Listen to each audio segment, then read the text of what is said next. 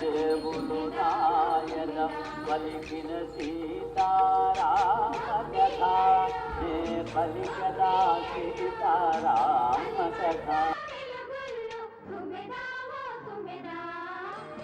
అన్నాలు ఉంటాడుగా, మేము అనౌన్స్ చేసుకుందాం అనుకున్నాను. మనవద్దు బాబోయ్.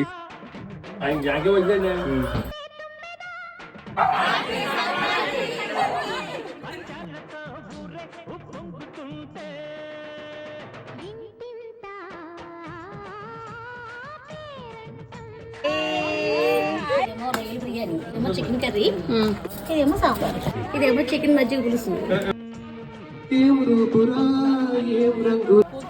కళావతి